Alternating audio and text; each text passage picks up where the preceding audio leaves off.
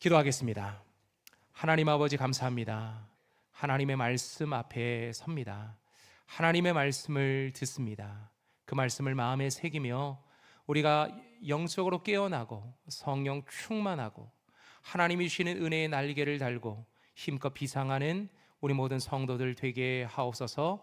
하나님 앞에 감사 영광 올려드리며 예수님의 이름으로 기도합니다. 아멘. 이 시간 하나님의 말씀을 보겠습니다. 룻기의 말씀입니다. 룻기 1장 1절로 5절의 말씀과 마지막 4장 18절로 22절의 말씀입니다. 자, 1장 1절로 5절의 말씀은 한 절씩 교독하겠습니다. 사사들이 치리하던 때에 그 땅이 흉년이 드니라. 유다 베들레헴의 한 사람이 그의 아내와 두 아들을 데리고 모압 지방에 가서 거류하였는데 그 사람의 이름은 엘리멜렉이요 그의 아내의 이름은 나오미요 그의 두 아들의 이름은 말론과 기론이니 유다 베들레헴 에브라 사람이더라. 그들이 모압 지방에 들어가서 거기 살더니 나오미의 남편 엘리멜렉이 죽고 나오미와 그의 두 아들이 남았으며 그들은 모압 여자 중에서 그들의 아내를 맞이하였는데 하나의 이름은 오르바요 하나의 이름은 룻이더라. 그들이 거기에 거주한 지 10년쯤에 함께 읽습니다. 말론과 기리온 두 사람이 다 죽고 그 여인은 두 아들과 남편의 뒤에 남았더라. 아멘. 4장 18절로 22절의 말씀은 우리 한 목소리로 읽겠습니다. 한 목소리로 읽습니다. 베레스의 계보는 이러하니라. 베레스는 헤스론을 낳고 헤스론은 람을 낳았고 람은 아비나답을 낳았고 아미나답은 나손을 낳았고 나손은 살몬을 낳았고 살몬은 보아스를 낳았고 보아스는 오벳을 낳았고 오벳은 이새를 낳고 이새는 다윗을 낳았더라. 아멘. 이것은 주님의 말씀입니다. 일제시대는 대한민국이 주권을 잃고 민족의 정체성과 신앙의 자유가 짓밟히던 시대였습니다. 교회마저도 신사참배와 우상숭배의 압력에 흔들렸던 시대였죠. 그 당시에 유명한 부흥사 중에 한 분이 이용도 목사님이라는 분이 계셨는데요.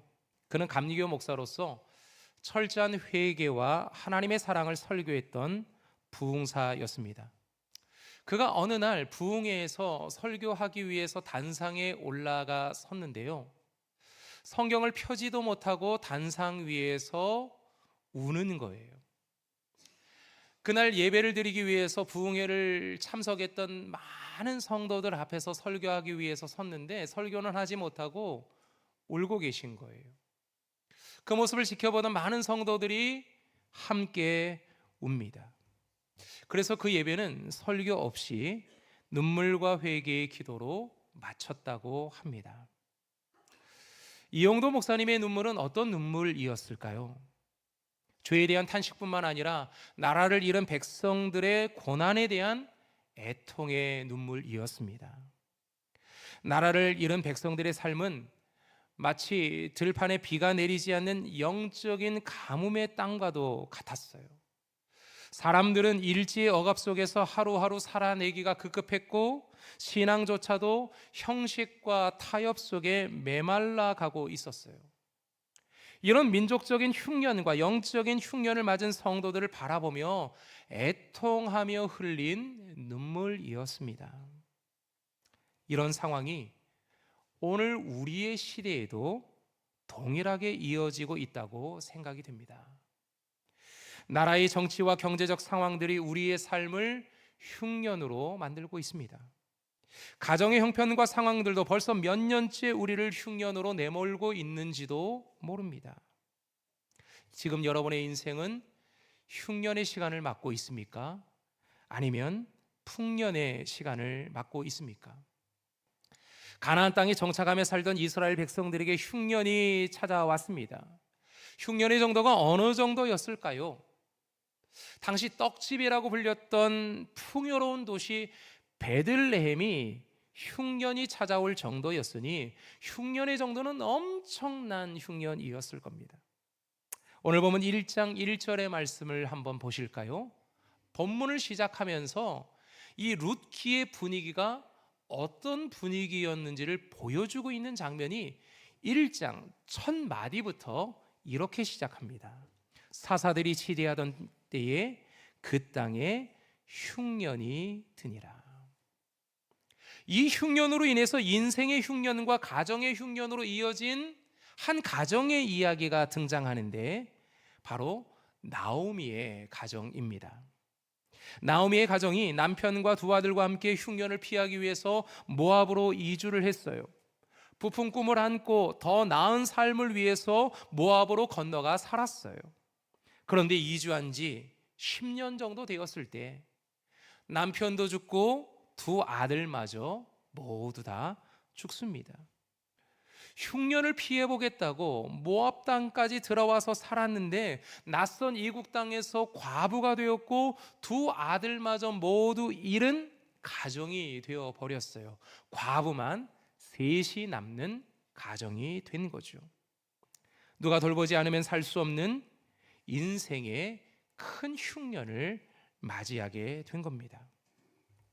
그런데 오늘 본문은요, 개인의 가정에 찾아온 흉년의 이야기만 하고 있지는 않습니다. 이것은 인생의 흉년만이 아니라 인생의 흉년이 영적인 흉년으로 이어진 것을 보여주고 있어요. 나오미의 가정, 엘리멜렉의 가정은 이스라엘 사람으로 하나님을 떠나서는 안 되는 사람들이었어요. 엘리멜렉이라는 이름의 뜻이 무엇입니까? 하나님은 나의 왕이시다 라는 뜻이에요. 다시 말하면 하나님만 왕으로 믿고 섬기라고 지어준 이름이었던 거죠. 그런데 그들은 흉년이라는 이유로 하나님께서 주신 베들레헴을 떠나서 이방 땅으로 들어가서 삽니다. 그리고 이방의 여인들을 며느리로 맞이하며 살아갑니다. 그 가정에 영적인 흉년이 찾아온 것을 보여주고 있는 내용이에요.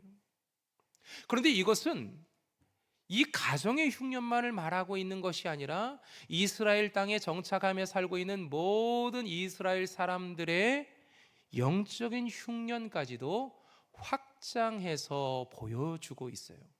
그래서 1장 1절에 사사시대라는 그 시대적 상황을 설정하고 있어요. 사사시대가 어떤 시대입니까? 사사기 2장 10절의 말씀에 보면 이렇게 나오죠. 그 시대의 사람도 다 그 조상들에게로 돌아갔고 그 후에 일어난 다른 세대는 여호와를 알지 못하여 여호와께서 이스라엘을 위하여 행하신 일도 알지 못하였더라. 하나님을 알지 못하는 세대가 등장하기 시작합니다. 그러더니 점점 그들이 타락하기 시작합니다. 사사도 타락하고 제사장들도 타락하고 온 백성이 타락하는 모습으로 발전하게 됩니다. 하나님의 말씀에 순종하는 것이 아니라 모두 자기 소견에 옳은 대로 살다 보니 영적인 흉년이 찾아온 사람들의 모습을 보게 됩니다. 여러분은 인생의 흉년을 맞이하고 있습니까? 그렇다면 그 이유가 무엇입니까? 국가적인 위기를 맞고 있기 때문인가요? 개인적인 건강의 문제와 재정의 문제와 또 취업의 문이 막혔기 때문에, 그리고 관계들의 문제들 때문에 이런 흉년을 맞이하고 있습니까? 그렇다면 이렇게 맞이한 흉년과 여러분은 어떻게 싸우고 있습니까? 혹시 인생의 흉년이 영적인 흉년으로 이어져 가고 있는 것은 아닙니까? 여러분의 인생의 흉년 속에 하나님은 어디 계십니까? 하나님의 은혜 자리를 박차하고 세상적인 방법들로 문제를 해결하고 있는 것은 아닌가요?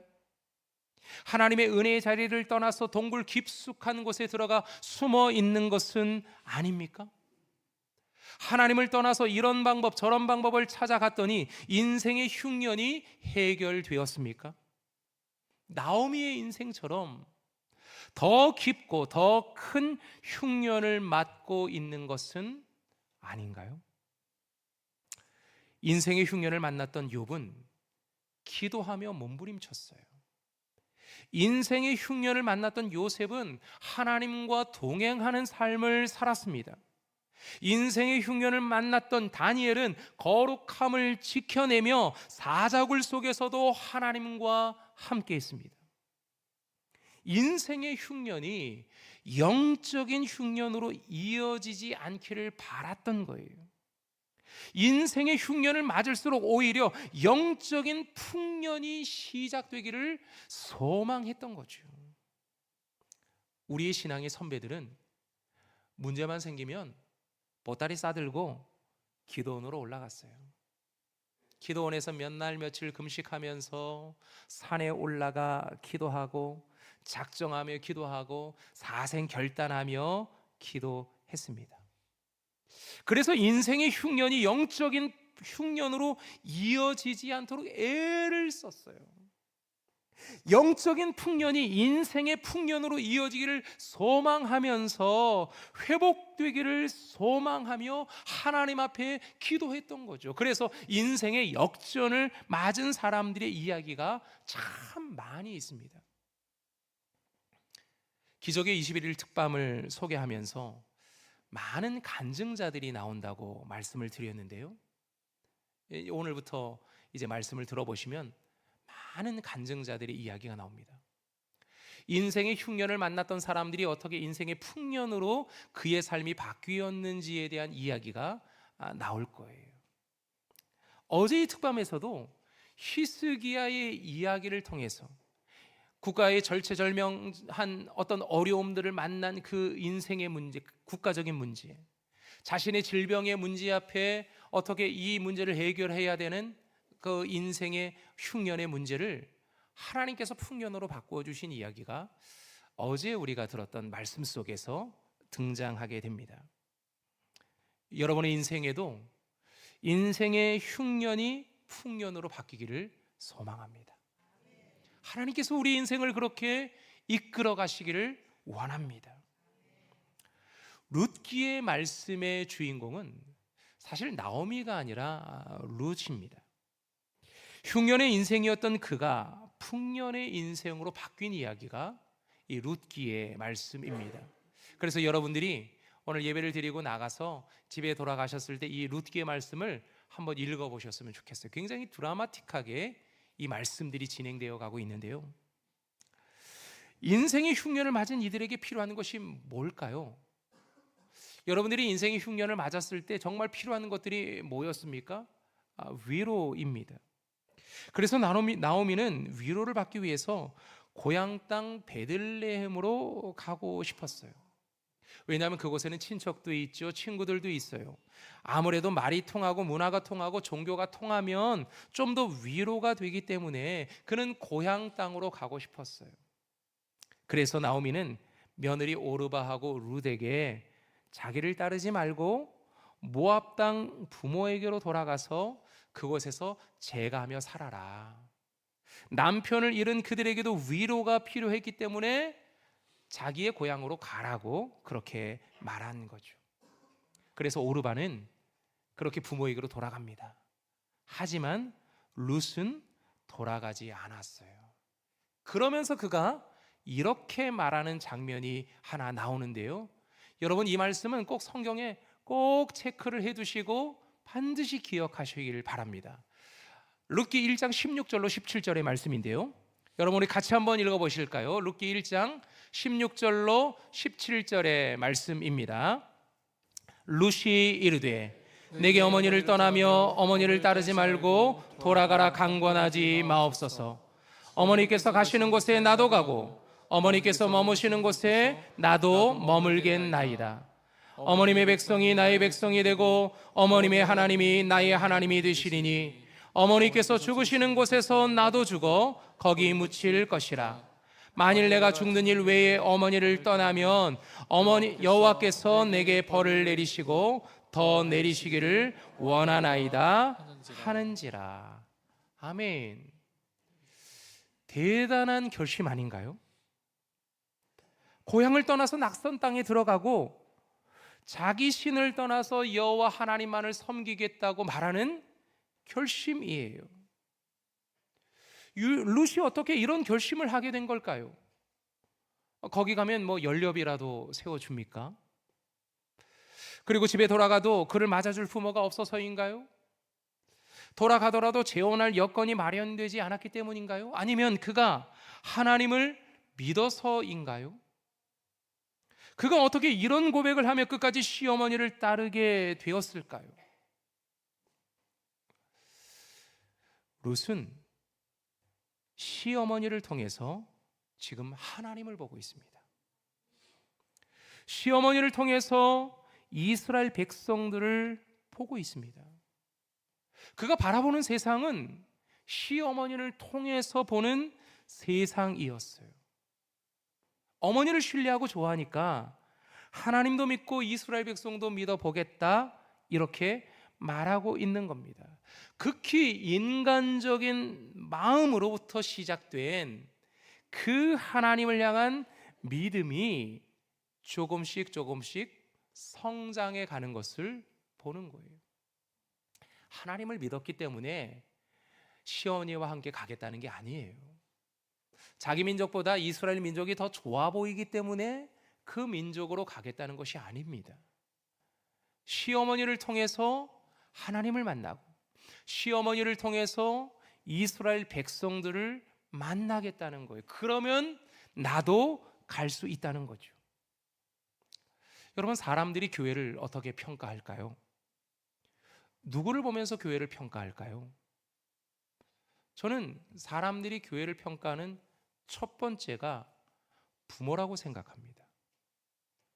부모를 통해서 자녀들은 교회가 어떤 곳인지를 배웁니다.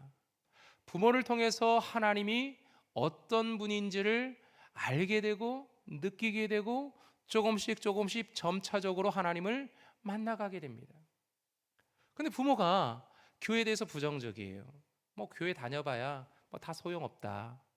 그러면 교회 나올 수 있겠습니까?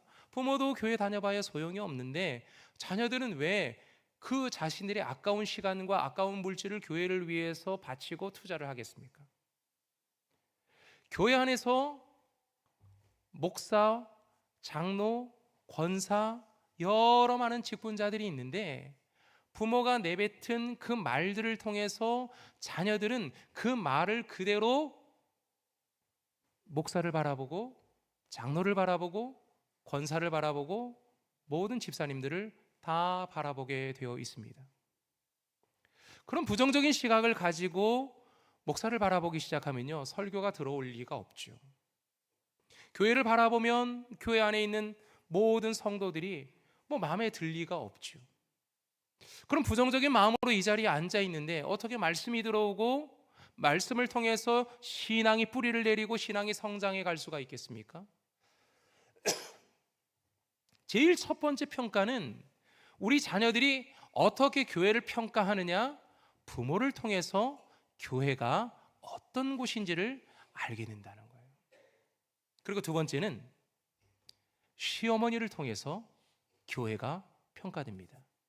시어머님들 잘 들으시길 바랍니다. 잘 들으셔야 됩니다. 교회가 그렇게 평가됩니다. 지금 룻을 보십시오. 룻이 시어머니와 함께 지금 하나님을 믿겠다는 거예요. 룻이 지금 시어머니와 함께 지금 예루살렘으로 가겠다는 거예요. 베들레헴으로 가겠다는 거예요. 아니, 시어머니의 관계가 안 좋고 시어머님의 신앙이 그럭저럭 하면 그의 고백이 어떤 고백이겠습니까? 어머니께서 저쪽으로 가시면 저는 여기로 가겠습니다. 어머니께서 그곳에 머물면 잘 되셨네요. 저는 저쪽에 가서 머물겠습니다. 어머님이 만나는 교회 성도들, 교회의 집사님, 권사님, 그분들은 어머님의 성도들이고 어머님의 친구들인 거죠. 제 친구는 따로 있어요. 저는 그분들과 함께 하지 않겠습니다. 어머니는 거기서 죽으시고 저는 여기서 죽겠습니다.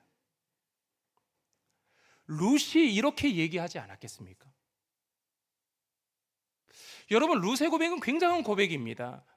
아무리 성경을 읽어봐도 룻이 하나님을 어떻게 믿고 있는지에 대한 해답은 나오지 않아요. 그가 정말 하나님을 믿고 있기 때문에 놀라운 회심의 변화가 있어서 그가 시어머니를 따라서 나는 하나님 아니면 난 죽는다, 그 마음을 가지고 지금 베들레헴으로 가겠다고 하는 결심이 아니에요. 그가 오로지 베들레헴으로 가고 하나님을 믿겠다고 한 것은 시어머니 때문이에요. 시어머니를 통해서 우리 며느리들은 하나님을 만납니다. 특별히 우리의 가정 중에 예수 믿지 않은 며느리를 맞은 가정도 계시고, 예수를 믿지 않았던 사위를 맞는 가정도 계실 거예요. 잘하셔야 돼요. 굉장히 잘하셔야 됩니다. 왜요? 그분들이, 그 며느리와 사위들이 나를 보면서 교회 목사를 볼 거예요.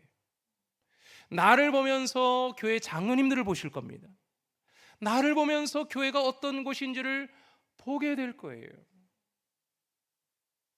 가끔 가다가 면담을 하게 되면 어린 시절은 교회를 열심히 다녔는데 지금은 교회를 다니지 않습니다 라고 말하는 분들이 간혹 계십니다. 왜 그렇게 되셨나요? 어머님처럼 믿고 싶지 않아서, 부모님처럼 그렇게 교회 다니고 싶지 않아서 제가 지금은 신앙을 내려놓았습니다. 그렇게 말하는 사람들이 간혹 있습니다. 사람들은 우리를 평가하지 않는 것 같아도 우리를 평가하고 있었다는 거죠. 사람들은 그냥 나의 모습만 보는 것이 아니라 나를 통해서 하나님을 보고 있었다는 거죠. 그래서 교회가 그런 곳이라고 평가를 받았던 거예요. 그리고 친구들을 통해서, 우리의 이웃을 통해서, 우리 지역교회가 어떤 교회인지를 통해서, 그리고 매스컴을 통해서 사람들은 우리를 평가하고 있습니다. 그렇다면 나는 세상 속에서 지금 어떤 그리스도인으로 평가되고 있습니까? 부모인 나는, 시부모인 나는 지금 어떤 그리스도인으로 평가되고 있습니까? 여러분을 바라보는 세상의 시선을 통해서, 세상의 여러분을 통해 하나님을 바라볼 수 있기를 바랍니다. 하나님의 영광을 바라보고, 하나님의 구원을 바라보고, 하나님의 인도하심을 바라보고, 그들도 예수 만나는 은혜와 복이 열리기를 소망합니다. 자, 지금 시어머니를 통해서 지금 룻이 하나님을 바라보고 지금 베들레헴 사람들을 바라보죠.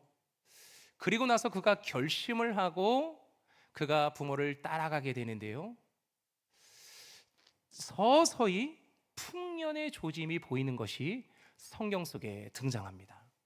여러분, 1절의 말씀과 22절의 말씀을 동시에 한번 보실까요? 1절의 말씀 속에서 눈에 들어오는 단어는 흉년이라는 단어였어요. 흉년.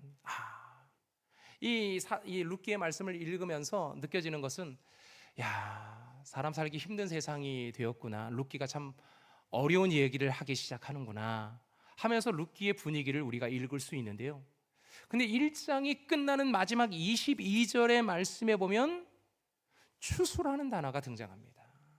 추수. 풍성한 계절이 돌아왔다는 거죠. 그래서 룻은 보아스의 밭으로 들어가서 보리 이삭을 줍게 됩니다. 그렇게 해서 엄마랑 시어머니랑 같이 와서 베들레헴에 와서 이제 보리 추수하는 그 타작마당에 가서 보리 이삭, 땅에 떨어진 것을 줍게 되죠. 그리고 2장 3절에 보면 우연이라는 단어가 나오는데요, 우연이라는 단어도 우연히 그 밭에 가게 되지만 우연이라는 것도 하나님의 인도하심이었다는 것을 우리는 알게 됩니다. 우리는 간혹 어떻게 이렇게 됐어? 우연히 재수가 좋아서, 운이 좋아서, 기회가 잘 돼서 뭐 이런 일들이 있었어 라고 이야기를 우리는 보통 많이 합니다. 그러나 예수 믿는 사람들은 이 우연이라는 말도 어떻게 해야 되느냐면 그 안에 하나님의 인도하심이 있다고 우리는 우연히를 보아야 되는 거예요. 우리에게는 우연이라는 게 없어요. 하나님의 간섭이고 하나님의 인도하심입니다. 하나님의 돌보심이고 하나님의 구원입니다. 우리를 이끌어 가시는 하나님의 성령이 우리와 함께 하시기 때문에 우리 가운데 이런 놀라운 은혜가 나타난 거예요. 우연이 아니라 은혜인 거죠. 그 은혜로 오늘 우리가 그 은혜를 누리며 살아가게 되는 거예요. 그렇게 해서 룻은 그곳에서 보아스를 만나고 보아스와 결혼하고 자녀를 낳고 풍년의 인생으로 바뀌는 삶을 살아갑니다. 이것이 룻기 전체의 스토리예요. 그런데 이건 간단하게 한 줄로 요약을 했는데요. 그러나 이 한 줄의 요약 속에는 엄청난 일들이 벌어졌다는 것을 성경은 소개하고 있어요. 그러니 여러분 집에 가서 룻기를 한번 읽어봐야 되지 않겠습니까? 여기서 제가 뚜껑을 딱 덮어버리고 이제 끝내버리면 아유 그 왜 그런지 이유를 얘기해줘야 이게 이제 근질근질해가지고 이게 우리 집에 못 돌아간다 뭐 그런 말이 나오지 않겠습니까? 어떤 일들이 있었느냐? 사실 룻이 보아스와 결혼하기까지 넘어야 할 산들이 굉장히 많이 있었어요. 첫 번째 산은 이방의 여인과 결혼해야 되는 문제가 굉장히 큰 문제였습니다. 성경에는 여러 차례 이방의 남자와 여자와 결혼하지 말라고 말씀하고 있어요. 그리고 모압이라는 지역은 이스라엘의 오랜 적국이었거든요. 그러니까 감정이 별로 좋지 않아요. 그래서 룻과 결혼하는 것은 사회적인 비난과 종교적인 부담이 큰일이었어요. 이 산을 보아스가 넘어야 했던 거죠. 그리고 이 안에는 고엘이라는 오래된 이스라엘의 율법, 오래된 관습이 하나 있었는데요. 여러분 고엘이라는 게 뭡니까? 고엘 제도라는 게 이 룻기의 말씀을 읽을 때 여러분이 꼭 기억하셔야 될 단어 중에 하나인데요. 땅을 잃은 가족의 토지를 찾아주는 일을 말합니다. 하나님께서 이스라엘 백성들이 이 가나안 땅에 정착하며 살아갈 때 각 지파별로 땅을 주었죠. 그래서 각 지파별로 땅을 주었을 때 그 지파의 땅이 다른 가족에게로 넘어가지 않게 하셨어요. 그래서 희년이면 다시 그것이 돌아오게 하셨잖아요. 그래서 그 가족의 땅은 그 가족 안에 머물러 있어야만 했는데 내가 먹고 살기가 힘들어서 땅을 팔아서 이렇게 먹고는 살았는데 갚을 돈이 없다 보니까 그 땅이 완전히 다른 집안으로 넘어가는 경우들이 발생하게 될 때 고엘이라는 제도를 통해서 친인척 중에 가까운 친인척들이 자신이 돈을 지불해서 그 땅을 되찾아오는 것이 고엘 제도였어요. 그리고 종으로 팔린 사람을 가까운 친척이 갚아주어서 그를 구원해내는 것, 종으로 더 이상 살지 않게 하는 것, 그리고 가까운 친척이 일찍 죽은 형제의 아내와 결혼하여 그 자손을 이어주는 것. 옛날에 우리나라에는 형제들 중에 큰 형님이 결혼했는데 아들이 없는 경우는 뭐 둘째나 셋째가 아들이 하나 둘 더 있을 때는 그 형의 호적으로 아들을 올려주어서 집안을 이어가게 하는 그런 문화가 우리나라에 있었잖아요. 그것과 비슷하다고 보면 될 것 같습니다. 그러한 고엘 제도를 넘어서야 하는 그런 게 있었는데, 그래서 1순위의 다른 사람이 룻과 결혼을 하게 되면 고엘 제도 속에서도 순번이 있어요. 친인척마다 이제 사촌이 있고 오촌이 있고 8촌이 있고 뭐 이런 촌수가 있지 않습니까? 그것처럼 1순위의 사람들이 있는데 이 보아스보다 먼저인 사람이 있었어요. 그래서 그 사람이 룻과 결혼하게 되면 보아스는 자연히 이 룻을 포기해야만 되는 그런 상황에 있습니다. 그 산도 넘어야 되고, 또 하나는 고엘 제도를 통해서 이렇게 그 집안의 아들을 대신 낳아주면 그 아들은 그 집안의 호족으로 들어가잖아요. 그러면 내가 돈 주고 내가 빚으로 나갔던 그 땅을 되찾아 왔을 때 그 아들이 태어나면 그 땅은 그 아들에게로 이제 다시 돌려주어야만 하는, 경제적인 손실도 봐야 하는 것이 이 고엘 제도였어요.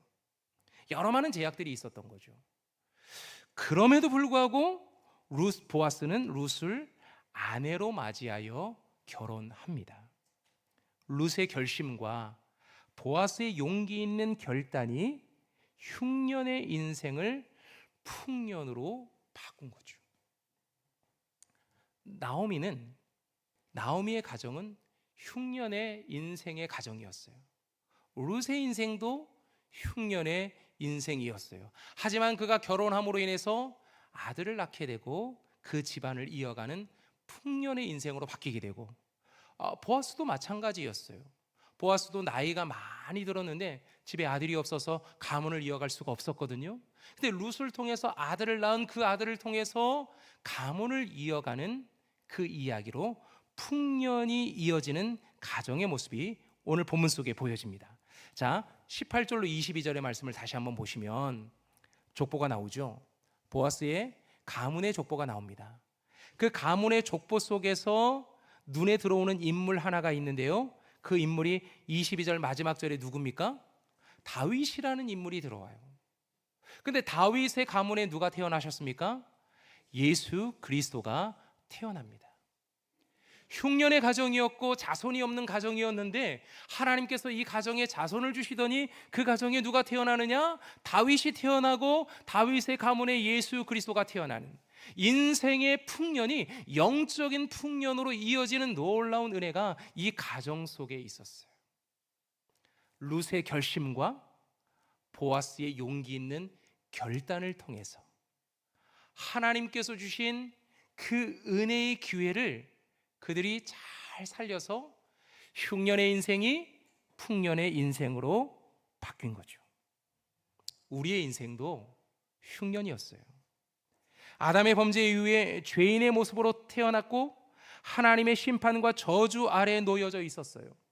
그래서 삶이 피곤하고 실패와 절망과 두려움 속에 살 수밖에 없는 목마른 인생이었고 흉년의 인생이었어요. 이런 우리의 인생을 하나님께서 예수 그리스도를 통해서 풍년으로 바꾸어 주셨습니다.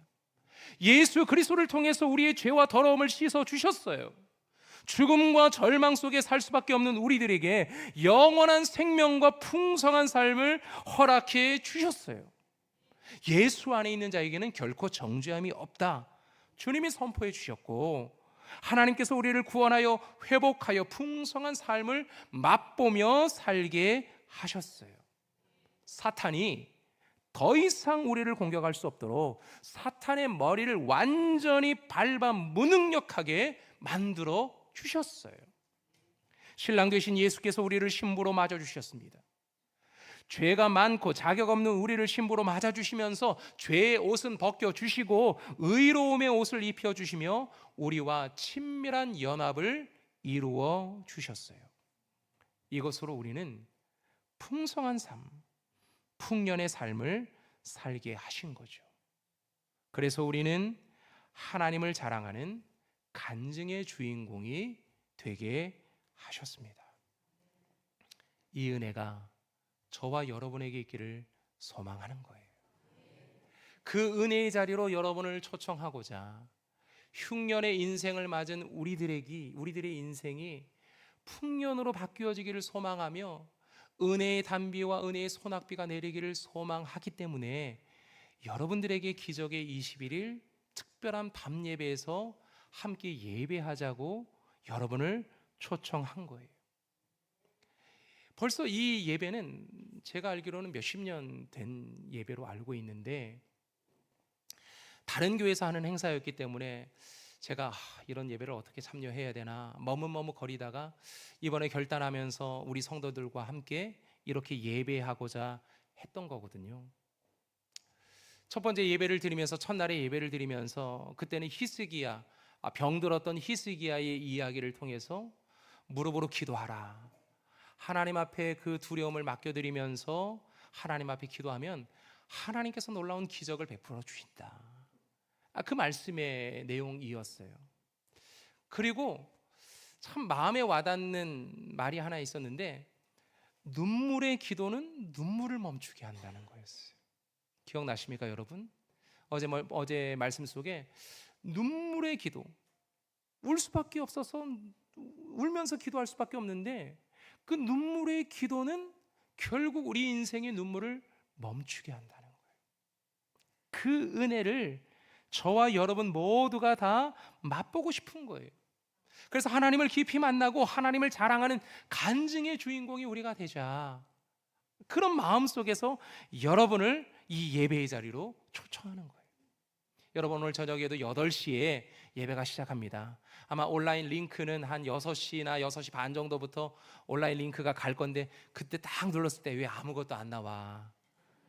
그러면서 아무것도 안 나온다고 막 불평하고 그러실 수도 있는데 8시 알람을 꼭 맞춰 두시고 8시 알람을 통해서 예배를 딱 누르면요, 귀가 정확하더라고요. 8시부터 찬양이 바로 막 시작하더라고요. 찬양 한 30분 하고 간증 한 1시간 정도 합니다. 그리고 기도회를 한 30분 하고 나머지 시간은 개인 기도 시간으로 들어가더라고요. 이 기도의 자리, 은혜의 자리에 여러분을 초청합니다. 우리 인생 가운데 찾아오신 예수 그리스도를 만나고 인생의 흉년이 풍년의 인생이 되는 은혜가 있기를 소망합니다. 이 시간 우리 함께 찬송하겠습니다. 찬송가 309장의 찬양인데요, 저는 이 찬양이 너무 좋아요. 목마른 내 영혼 주가 이미 허락한 그 귀한 영생수 주여 갈망합니다. 주님이 이미 예비해 두셨다는 거예요. 여러분들을 위해서 여러분들의 인생이 풍년의 인생이 되기를 소망하면서 우리 주님이 그 은혜의 단비를 미리 다 예비해 두신 거예요. 그 은혜의 단비로 여러분을 초청합니다. 여러분 함께 예배하며 간증이 넘쳐나는 복된 인생 되기를 소망합니다. 함께 찬양하겠습니다.